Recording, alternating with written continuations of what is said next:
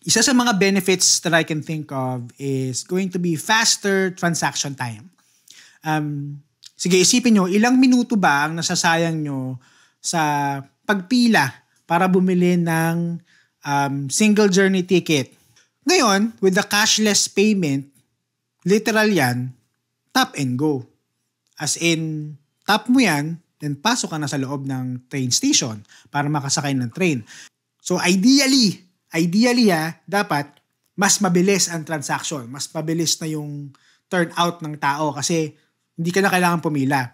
Although, based sa mga videos na nakita ko na nag-try, nag-try mag-cashless, and relatively, and again, the operative word is relatively, mas mabilis naman siya compared sa pipila ka.